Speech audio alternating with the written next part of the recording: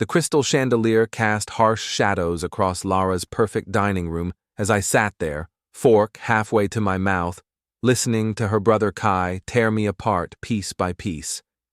Again. "Honestly, Orion," Kai said, swirling his wine like he was conducting an orchestra of my humiliation, "when are you going to stop playing with blueprints and get a real job? I mean, Lara's carrying this whole household while you tinker around with your little engineering projects." The other guests, Tessa, Kai's wife, and two couples from Lara's law firm, shifted uncomfortably in their seats. Mrs. Harrow from next door nodded along, clearly enjoying the show. I could feel their eyes on me, waiting to see how the family disappointment would react this time. "Kai," I said quietly, cutting into my steak with deliberate precision, "my consulting firm cleared 6 figures last year. The marina expansion project alone brought in more than your cryptocurrency venture." That should have shut him up. It didn't. Kai laughed, the sound echoing off the glass walls of our dining room. "Consulting? That's a fancy word for unemployed, isn't it? Face it, you're living off my sister's success. This house, this lifestyle, it's all Lara's achievement." I felt something twist in my chest, but I kept my voice level. "Actually, if you check the deed, enough!" Lara's voice cracked like a whip across the table. Her green eyes blazed with fury as she turned on me. "Kai is my brother, Orion, my family. He's worked incredibly hard to build his business empire, and I won't sit here while you diminish his accomplishments."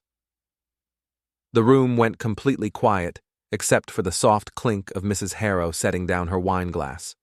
Everyone was staring now, waiting for the main event. Kai leaned back in his chair, arms crossed, wearing that smug expression I'd grown to despise over the past 5 years. "You know what, Lara? Don't waste your breath. Some people just can't handle being around successful individuals. It makes them feel small." "Small?" The word came out before I could stop it. "Kai, your business empire consists of 3 failed startups and a cryptocurrency scheme that collapsed faster than a house of cards." Tessa gasped. Kai's face flushed red, but before he could respond, Lara stood up so fast her chair scraped against the hardwood floor. "That's it!" she screamed, pointing at me like I was a misbehaving child. "Apologize to my brother or get out of my house." The silence that followed was deafening. Everyone at the table froze, forks suspended midair, waiting to see what would happen next. Mrs. Harrow's eyes were wide with anticipation. The couples from Lara's firm exchanged glances, clearly uncomfortable, but unable to look away. I set down my fork and napkin with careful deliberation. My heart was pounding, but my hands were steady. This was it, the moment I'd been preparing for since I'd discovered that certified notice 3 days ago, the one that had been misfiled under my name by mistake. "Apologize?" I repeated, standing up slowly. "To him?" Lara's chest was heaving with rage. "Yes, right now. Kai is family, and you will show him respect in my home." I walked around the table toward Kai, who was still smirking, clearly expecting me to grovel. The anticipation in the room was thick enough to cut with a knife. Everyone thought they knew how this would end. Quiet Orion would apologize, sit back down, and endure another evening of humiliation. They were wrong. I stopped directly in front of Kai and looked him straight in the eyes. He leaned back slightly, his smirk faltering just a bit as he realized I wasn't going to beg. "Lien number 2024-07-15-4471, I said clearly, loud enough for everyone to hear. "Filed with the county recorder's office, your private debt. This house as collateral, Lara as guarantor." The room went completely silent. Kai's face went white. Lara's mouth opened and closed like she was trying to speak but couldn't find the words. The guests looked confused, but Mrs. Harrow was leaning forward, sensing drama. I didn't argue. I didn't explain. I simply pulled out my phone and forwarded a single email to everyone at the table. County records showing the house was collateral for Kai's private debt, signed with Lara as guarantor. The document I'd pulled after noticing that certified notice misfiled under my name. What? What is this? Tessa stammered, staring at her phone. Kai tried to recover, forcing a laugh that sounded hollow and desperate. It's obviously some kind of clerical error. Orion's just jealous and… Read the signature date, I said calmly. Compare it to when you told everyone the house was paid off. Lara was scrolling through the document on her phone, her face growing paler by the second. Kai, what is this? What did you do? Lara, listen to me. Kai started, but his voice cracked. It's complicated business stuff. Orion doesn't understand. I understand perfectly, I interrupted. You needed collateral for your latest venture. You convinced Lara to sign papers putting our home at risk. Then you lied about it. The guests were all staring at their phones now, reading through the legal documents. One of the lawyers from Lara's firm whistled low under his breath. Orion, you're being ridiculous, Lara said, but her voice lacked conviction. There has to be an explanation. Kai wouldn't… Wouldn't what? I asked. Wouldn't risk your home to cover his gambling debts? Wouldn't forge your initials on a document? Because according to this filing, he did both. Kai shot to his feet, his chair clattering backward. You son of a… Careful, I said quietly. There are witnesses. That's when I walked to the door, grabbed my jacket, and left without another word. I could hear Lara calling after me, her voice high and desperate, but I didn't turn around. 10 minutes later, as I sat in my truck in the driveway, I pulled out my phone and triggered a verification request, with the lender using the same document number I'd spoken aloud. The automated system was efficient. Account auto-locked pending review, freezing transfers and scheduled payments. Through the glass walls of the dining room, I could see chaos erupting. Phones were buzzing with alerts. Kai was gesticulating wildly while Lara stood frozen in the middle of it all. The guests were gathering their things, clearly uncomfortable with the family drama they'd witnessed.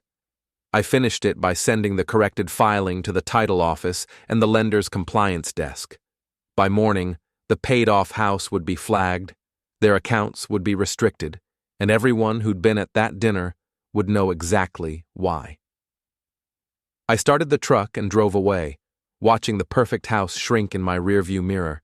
I never apologized, and I never went back. The next morning, I sat in my office at Vanton Engineering, sipping coffee and watching the sunrise paint the industrial park in shades of orange and gold. My phone had been buzzing all night with calls from Lara, but I'd let them go to voicemail. I wasn't ready to hear her explanations or excuses. Rita, my office manager, arrived at 7:30 sharp as always, carrying a box of donuts and wearing her usual no-nonsense expression. She'd been with me since I started the company 8 years ago, and nothing surprised her anymore. Rough night?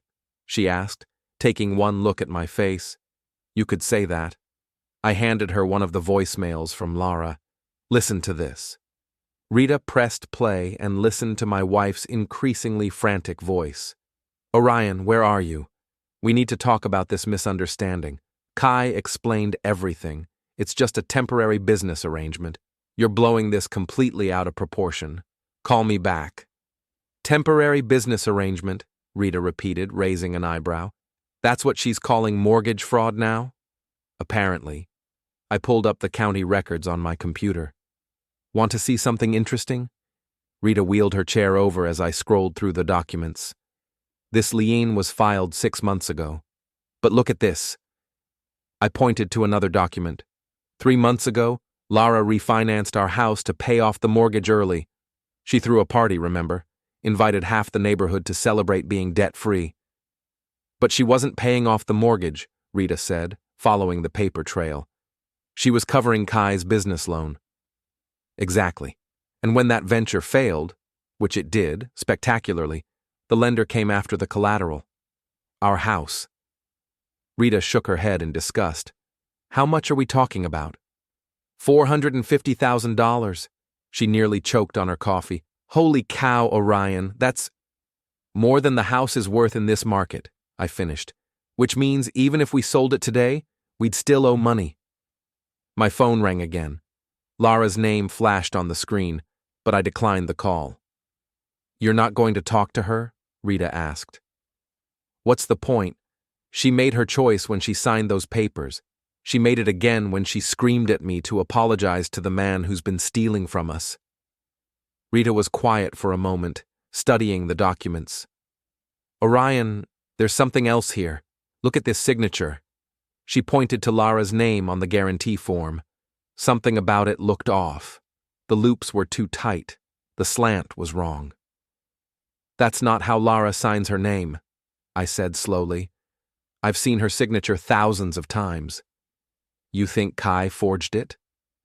Before I could answer, my phone buzzed with a text from an unknown number. We need to meet. There are things about your wife you don't know. A friend. I showed Rita the message. She frowned.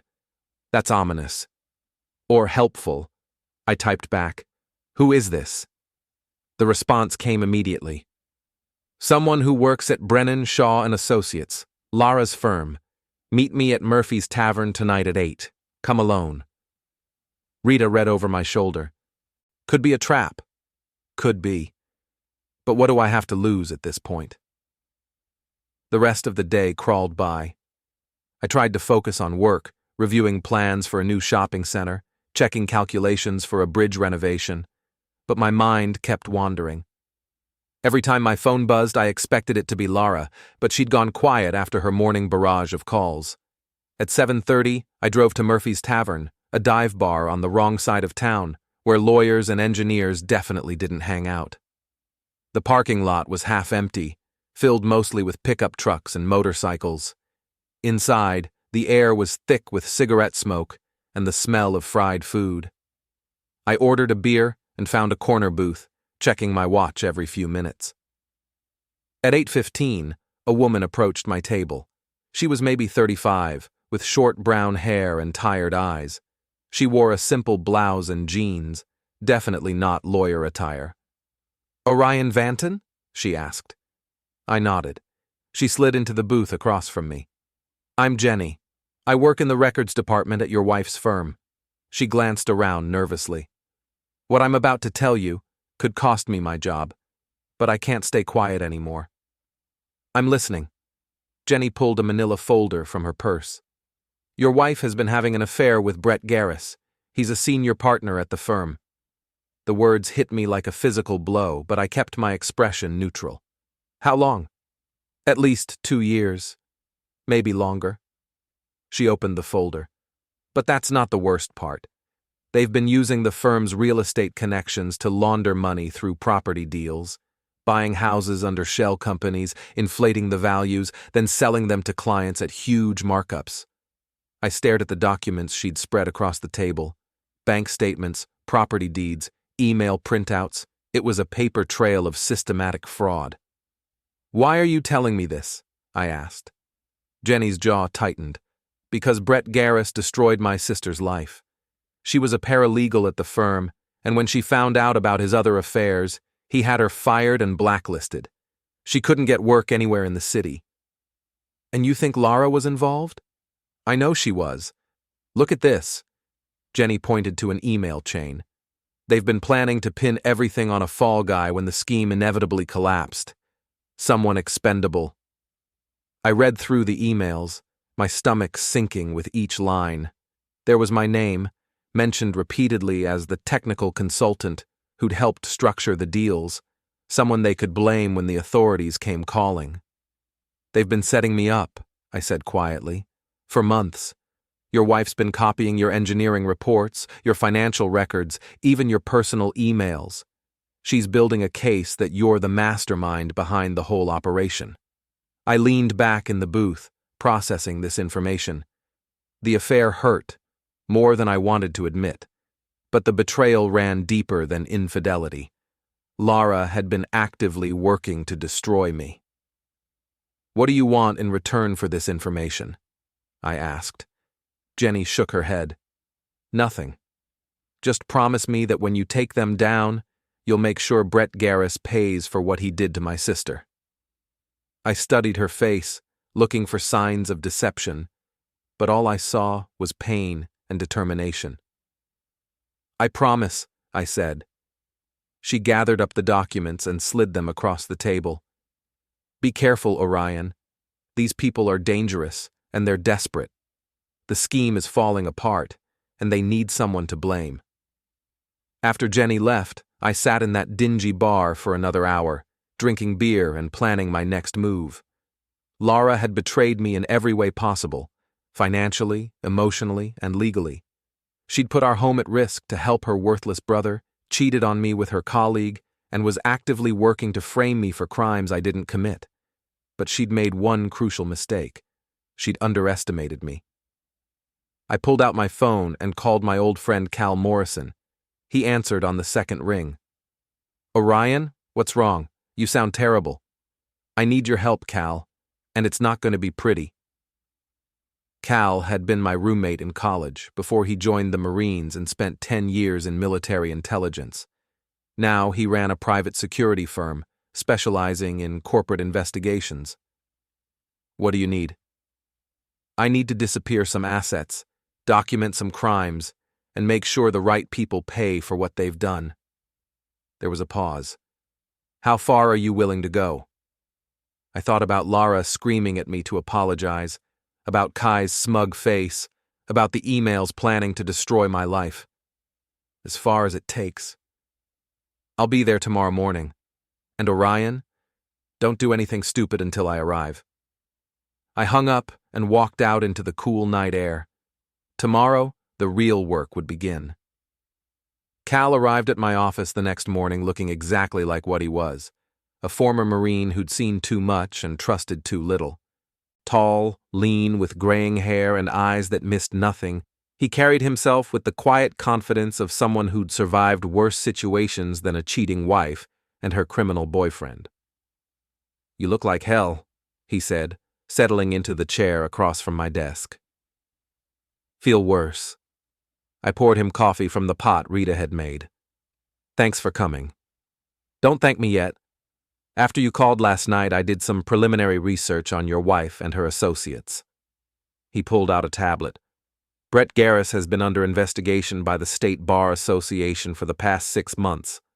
Nothing formal yet, but there are rumors about client funds going missing. That fits with what Jenny told me.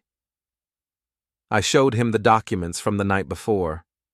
Cal whistled low as he scanned through the papers. This is federal territory, Orion. Mail fraud, wire fraud, money laundering. Your wife and her boyfriend are looking at serious prison time. What about the frame job? That's the interesting part. Cal pulled up something on his tablet. I ran a trace on your personal email account. Someone's been forwarding copies of your messages to an external address for the past 8 months. My stomach clenched. Lara. Most likely. But here's the thing. They've been sloppy about it. The forwarding rule is still active, which means we can see exactly what they've been collecting. He turned the screen toward me. There were hundreds of my emails, all copied to an address I didn't recognize.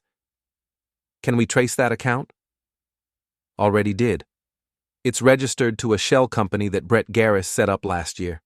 Same company that's been buying and selling the fraudulent properties. I leaned back in my chair, pieces of the puzzle clicking into place. They've been planning this for months. Longer than that. Cal swiped to another screen. I also found something interesting about your brother-in-law. Kai Dornell owes money to some very unpleasant people. How unpleasant? The kind who break legs when you're late with payments. He's into a bookie named Vincent Torino for about $200,000, and Torino's not known for his patience. That explained the desperate grab for our house as collateral. Kai wasn't just funding another failed business venture. He was trying to stay alive. So what's the plan? I asked. Cal grinned, and for the first time since this nightmare started, I felt a glimmer of hope. We're going to give them exactly what they want, he said. We're going to let them think their plan is working perfectly. And then we're going to destroy them with their own evidence. Over the next 3 hours, Cal outlined a strategy that was both elegant and ruthless. Instead of going to the police immediately, we would gather more evidence, document every aspect of their scheme, and then spring the trap when they least expected it. First, Cal said, we need to secure your assets. If they're planning to frame you, they'll try to freeze your accounts and seize your property. How do we prevent that? We don't. We let them try, but we make sure there's nothing left to seize when they do. Cal explained how to legally transfer my business assets to a trust, move my personal accounts offshore, and protect my intellectual property. It was all perfectly legal, but it would make me effectively judgment-proof if they succeeded in framing me. Second, he continued, we need to turn their surveillance against them.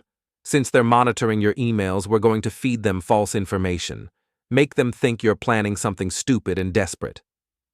Like what? Like fleeing the country. We'll create a paper trail showing you're trying to liquidate assets and disappear. They'll think they've won, and they'll get careless. And third? Cal's expression grew serious. Third, we document everything they do in response. Every illegal action, every attempt to manipulate evidence, every lie they tell. By the time we're done, we'll have enough evidence to put them away for decades. Rita knocked on my office door.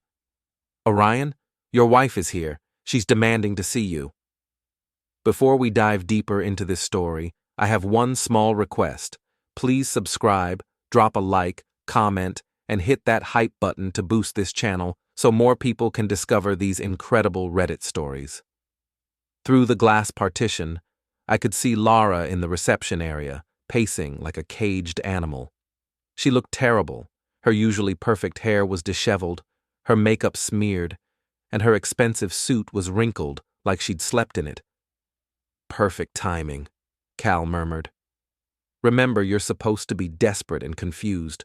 Play the part. I walked out to the reception area, Cal following behind. Lara spun around when she saw me, her eyes wild with panic. Orion! Finally! I've been calling you all night. We need to talk about this misunderstanding. Misunderstanding? I kept my voice level, but let some hurt show through. Lara, you put our house up as collateral for your brother's debts without telling me. How is that a misunderstanding? It's complicated business stuff. Kai needed a short-term loan, and the house was just paperwork. It was never at risk. Then why are our accounts frozen? Her face went white. What do you mean, frozen? I tried to access our joint checking account this morning. It's been restricted pending a lender review. This was true. Cal had confirmed it an hour ago. That's impossible. Kai said. Kai lied, Lara. Just like he's been lying about everything else. I could see her mind racing, trying to figure out how to spin this. Behind her, I noticed a black sedan parked across the street with two men inside. Cal had spotted them too. Who are your friends? Cal asked quietly. Lara glanced back nervously. I don't know what you mean. The surveillance team watching your husband. Are they working for Brett Garris, or did you hire them yourself? Her face flushed red. I don't know anyone named Brett Garris. The lie was so blatant that even Rita rolled her eyes. Cal pulled out his phone and showed Lara a photograph. Her and Brett Garris entering a hotel together 3 days ago. Funny, Cal said conversationally, because hotel records show you've been meeting with Mr. Garris regularly for the past 2 years. Always the same room, always paid for with your law firm's credit card. Lara's composure cracked completely. You've been spying on me? No, I said quietly, but you've been spying on me. Forwarding my emails, copying my files, building a case to frame me for your boyfriend's crimes. That's insane. I would never. Lara. I stepped closer, keeping my voice gentle but firm. I know about the money laundering. I know about the fake property deals. I know you've been planning to blame me when it all falls apart. For a moment, she looked like she might confess. Her shoulders sagged, and I saw a flicker of the woman I'd married 8 years ago. Then her phone buzzed, and she glanced at it quickly. When she looked up again, her expression had hardened. I don't know what kind of paranoid fantasy you've constructed, Orion, but you need help, professional help. She turned to Rita. Has he been acting strange lately? Paranoid? Delusional? Rita crossed her arms. The only thing strange around here is you showing up with a surveillance team and lying about knowing your own business partner. Lara's phone buzzed again. This time I could see the message. Abort. Regroup at office. BG. Brett Garris was calling off whatever confrontation they'd planned. I have to go, Lara said abruptly. But Orion, this isn't over. We're going to get you the help you need, whether you want it or not. She left without another word, the black sedan pulling away 30 seconds later. Well, Cal said, watching them disappear down the street. That was illuminating. How so? They're panicking. The timeline's been accelerated, which means they're going to make mistakes. He pulled out his phone. I'm calling in some favors. By tomorrow morning, we'll have surveillance on all of them. Is that legal? Cal grinned. Absolutely. We're private citizens conducting a lawful investigation into crimes committed against you. As long as we don't trespass or break any laws ourselves, we can watch them all we want. And then? Then we let them hang themselves with their own rope. As I watched Lara's car disappear around the corner, I felt something shift inside me. The hurt and betrayal were still there, but they were being replaced by something colder and more focused. They wanted to destroy me? Fine. But they'd picked the wrong engineer to frame. I built things for a living, bridges, buildings, systems that could withstand enormous pressure. Now I was going to build their downfall piece by piece until the weight of their own crimes brought everything crashing down on their heads. 3 days later, I sat in my truck outside the Grandview Marina, watching Brett Garris stumble out of his luxury sedan at 2 a.m. He was clearly intoxicated, swaying as he walked toward the dock where his 40-foot yacht was moored. Cal's voice crackled through my earpiece. Target is approaching the vessel. You sure about this, Orion? Absolutely. I checked my watch. How long until the surprise? Timer's set for 6 hours. That should give him plenty of time to sober up and discover our little gift. Earlier that day, while Brett was in court, Cal and I had paid a visit to his boat. We hadn't broken in. That would have been illegal. Instead, we'd used a perfectly legal marine engineering inspection, something I was licensed to perform as part of my consulting business.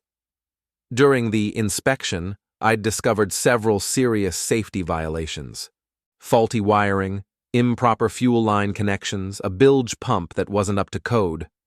All legitimate problems that I was legally obligated to report to the harbor master. I'd also installed a few additional items. Nothing illegal. Nothing that would cause harm, just some creative engineering that would make Brett's morning very interesting.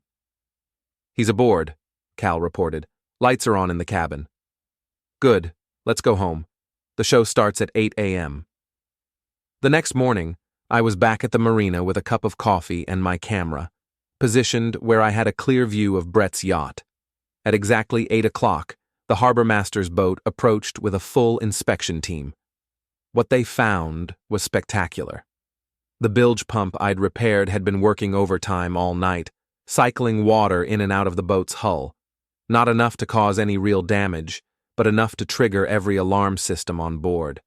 The boat was technically taking on water, which meant it had to be immediately removed from the marina. The faulty wiring I'd reported had mysteriously gotten worse overnight, causing the boat's electrical system to short out. The navigation equipment was fried, the radio was sparking, and the cabin lights were strobing like a disco. And then there was my masterpiece. The bilge pump's discharge had been rerouted through a system I'd rigged using perfectly legal marine hardware. Instead of pumping water overboard, it had been spraying a fine mist of fish oil throughout the cabin all night. Brett's yacht didn't just smell like a fish market. It reeked like a fish market that had been closed for a month in the summer heat. I watched through my telephoto lens as Brett emerged from the cabin, gagging and covered in oily residue. The harbor master was shouting at him about safety violations, while the inspection team documented everything with grim efficiency. This vessel is condemned, the harbor master announced, loud enough for half the marina to hear. You have 24 hours to remove it from these waters, and it cannot be operated until all violations are corrected. Brett tried to argue, but it was hard to take him seriously when he looked like he'd been wrestling with a giant squid. Other boat owners were gathering to watch the spectacle, some taking pictures with their phones. My phone buzzed with a text from Cal. Phase 1 complete, ready for Phase 2. I typed back, let's do it. Phase 2 was more subtle but potentially more devastating. While Brett dealt with his maritime disaster, Cal was implementing the next part of our plan. We'd spent the previous evening crafting a series of fake emails designed to look like correspondence between me and various offshore banks. The emails discussed transferring large sums of money out of the country and establishing accounts in non-extradition territories. The emails were complete fiction, but they were convincing fiction. Cal had used his intelligence contacts to make them look authentic, complete with realistic account numbers and transaction codes. This morning, those emails would be accidentally discovered on my computer by the monitoring software Lara and Brett had installed. They'd think I was preparing to flee the country with stolen money. Money they'd assume came from their property scheme. Orion? Rita's voice on my phone interrupted my surveillance. You need to get back here, there's a problem. What kind of problem? The kind with badges and warrants. I drove back to my office to find 2 FBI agents waiting in the parking lot. They were exactly what you'd expect. Dark suits, serious expressions, and the kind of confidence that came from having federal authority. Mr. Vanton? The taller agent showed me his credentials. I'm Agent Martinez. This is Agent Chen. We'd like to ask you some questions about your business relationship with Brennan, Shaw, and Associates. Am I under arrest? Not at this time, but we do have a warrant to search your office and computers. I glanced at Rita, who shrugged helplessly. They've been here for 20 minutes. Of course, I said to the agents. I'm happy to cooperate, though I should mention that I've been expecting this. Agent Martinez raised an eyebrow. Expecting it? My wife works for Brennan, Shaw, and Associates. I've suspected for some time that there were irregularities in their business practices. I've been documenting what I could. This wasn't entirely true, but it wasn't entirely false either. Cal and I had prepared for this moment. What kind of irregularities? Agent Chen asked. Property fraud, mostly. Inflated appraisals, shell companies, that sort of thing. I have some documentation if you're interested. The agents exchanged glances. This clearly wasn't the response they'd expected. Mr. Vanton? Agent Martinez said carefully. We have reason to believe you may be involved in a conspiracy to defraud clients of Brennan, Shaw, and Associates. We have evidence suggesting you helped structure fraudulent real estate transactions. That's interesting, I said, because I have evidence suggesting someone's been trying to frame me for exactly those crimes. I led them into my office, where I had a folder prepared with carefully selected documents. Nothing that would compromise our investigation, but enough to plant seeds of doubt about the case against me. These are emails from my wife's computer, I said, handing over printouts that Cal had prepared. They show discussions about using my engineering credentials to legitimize fraudulent property appraisals. Notice that I'm never actually part of these conversations. They're talking about me, not with me. Agent Chen studied the documents while Agent Martinez watched my face for signs of deception. Mr. Vanton, are you suggesting your wife is trying to frame you? I'm not suggesting anything. I'm telling you that someone's been monitoring my emails, copying my files, and building a false case against me. The question is whether you're going to help them finish the job. My phone rang. Lara's name on the screen. Answer it, Agent Martinez said. Put it on speaker. I accepted the call. Hello, Lara. Orion, thank God. Listen, I just heard that the FBI is at your office. Don't say anything to them without a lawyer present. This is all a misunderstanding that we can clear up. What kind of misunderstanding? The property deals, the engineering reports, I can explain everything, but not over the phone. Meet me at the house tonight at 8. We'll figure this out together. I glanced at the FBI agents who were listening intently. I don't think that's a good idea, Lara, not after everything that's happened. Please, Orion, I know you're angry about Kai and the house, but this is bigger than that. If you don't help me, we're both going to prison. The line went quiet. Agent Martinez nodded for me to continue. What do you mean, help you? The FBI thinks you're the mastermind behind the property scheme. They have emails, financial records, engineering reports with your name on them. I've been trying to convince them that you were just following orders, but… Following whose orders, Lara? Another pause. We'll discuss it tonight. 8 o'clock. And Orion? Don't bring any recording devices. She hung up. Agent Chen looked at his partner. That sounded like someone trying to set up a confession. Agent Martinez finished. Mr. Vanton, would you be willing to wear a wire to that meeting? I pretended to think about it. If I do this, what kind of protection can you offer me? That depends on what we learn. But if you're telling the truth about being framed, cooperation would definitely work in your favor. All right, I said, but I want immunity from prosecution for anything that comes out of this investigation, in writing. Agent Martinez smiled grimly. Let's see what your wife has to say first. Then we'll talk about deals. As the FBI agents left to prepare for the evening's operation, I called Cal. How'd it go? He asked. Better than expected. They bought the frame story and they want me to wear a wire tonight. Perfect. That means when Lara tries to get you to confess to crimes you didn't commit, it'll all be on tape. What about Brett? Cal chuckled, still trying to get the smell out of his boat. But more importantly, he just received some very interesting news about his financial situation, such as the fact that Vincent Torino, the bookie your brother-in-law owes money to, just learned that Brett Garris has been managing Kai's assets. Torino's people are very interested in having a conversation with Mr. Garris about outstanding debts. I felt a cold satisfaction settle in my chest. How did Torino find out about Brett? Anonymous tip. Amazing what kind of information falls into the wrong hands these days.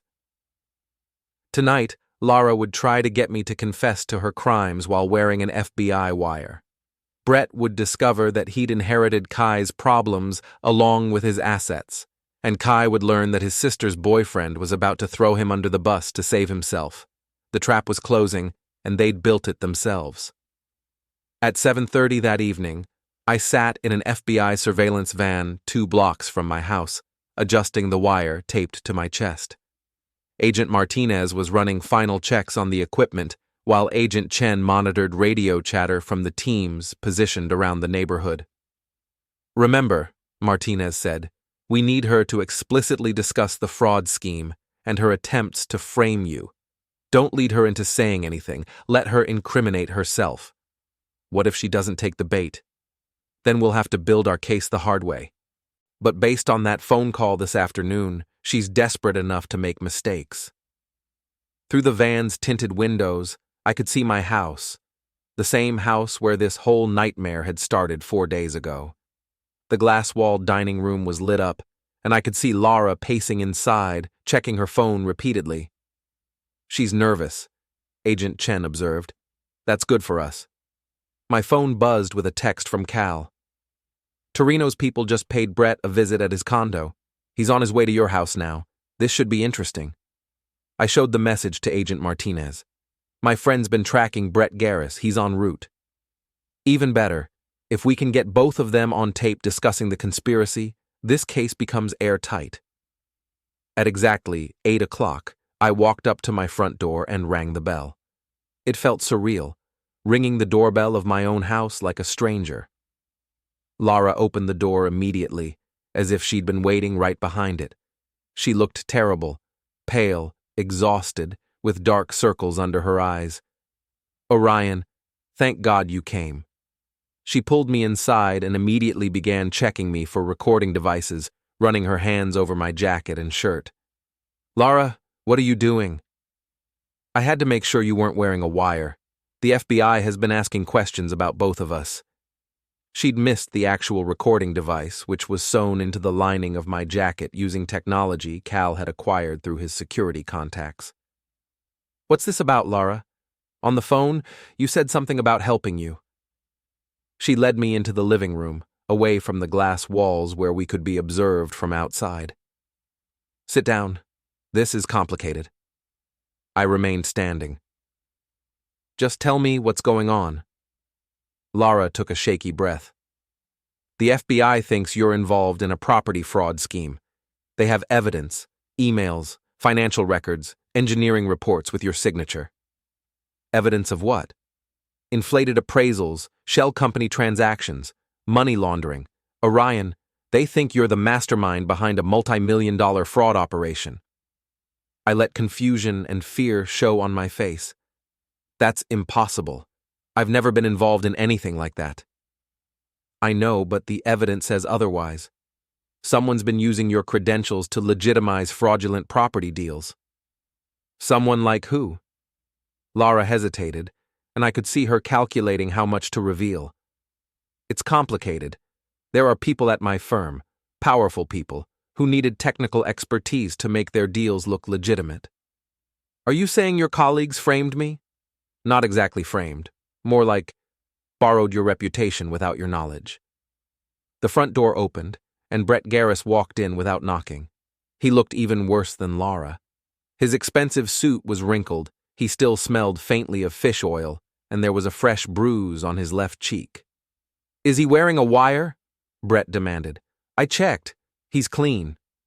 Brett studied me with undisguised hostility. "You've caused us a lot of problems, Orion." "I've caused you problems? You're the ones who stole my house and framed me for fraud." "We didn't steal anything," Brett snapped. "We borrowed against an asset to fund a legitimate business venture. The fact that your worthless brother-in-law screwed up the investment isn't our fault." "Our fault?" I repeated. "Lara, you're working with this man?" She couldn't meet my eyes. "Brett and I have been collaborating on some business deals." "Collaborating? Is that what you call it?" Brett stepped closer, trying to intimidate me. "Listen carefully, you pathetic little engineer. The FBI has enough evidence to put you away for 20 years. Your only chance is to cooperate with us." "Cooperate how?"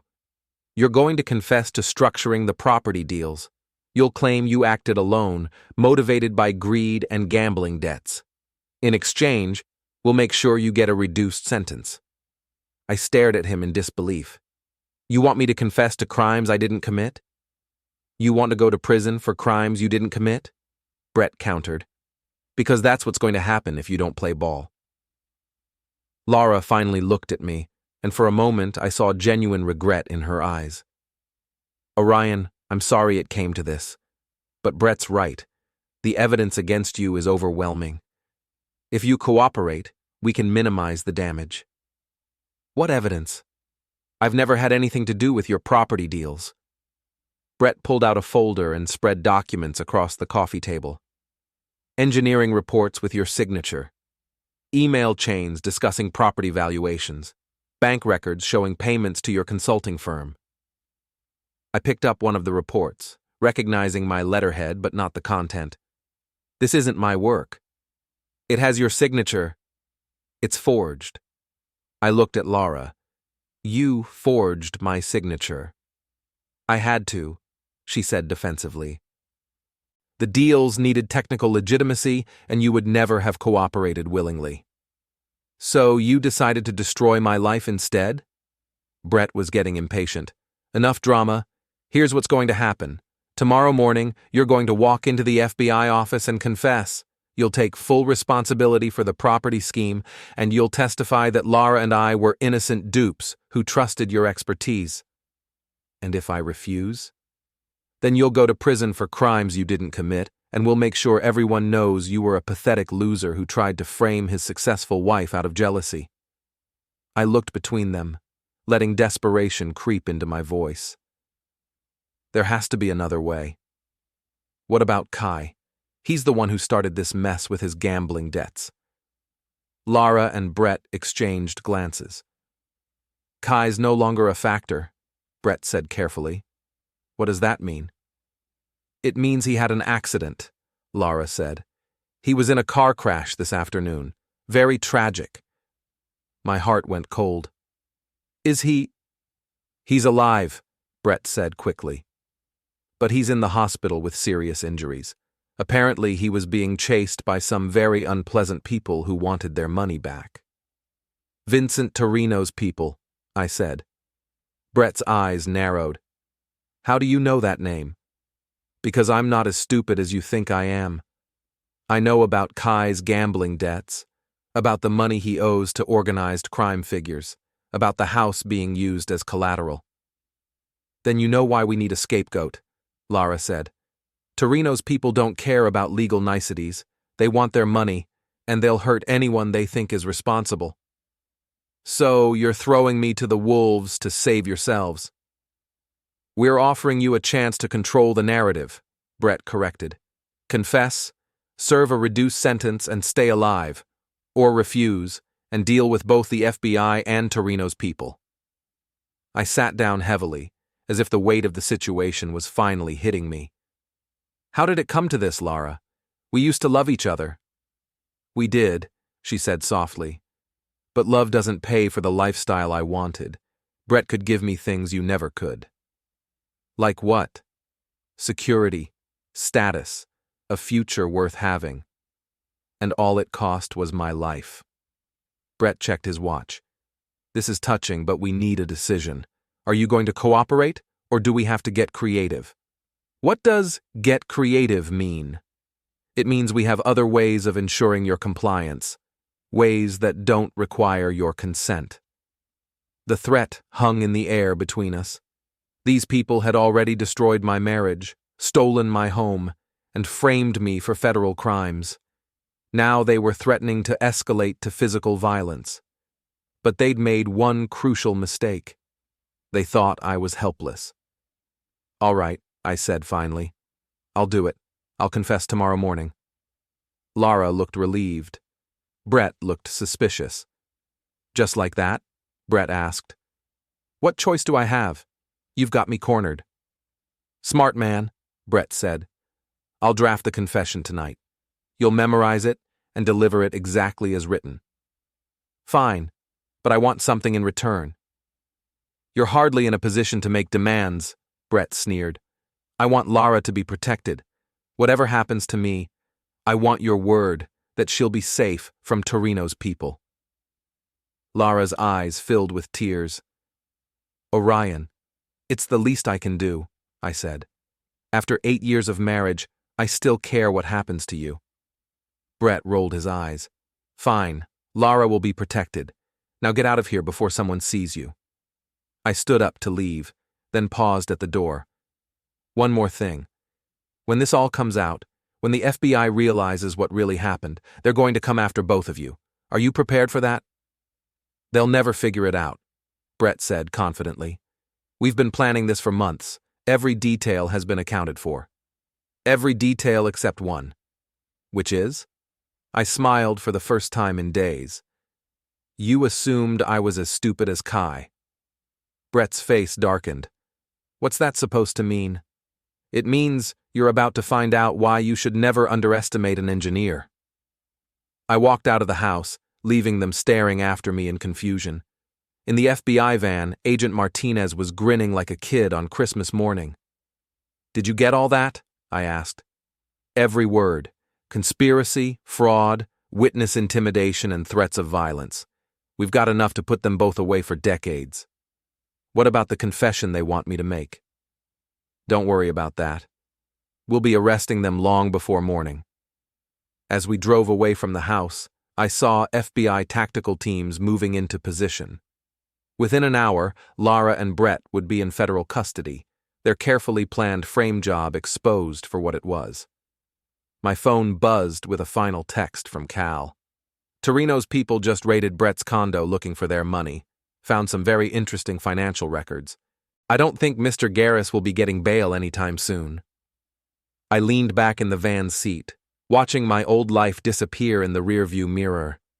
Tomorrow, the newspapers would be full of stories about the arrest of 2 prominent lawyers in a massive fraud scheme.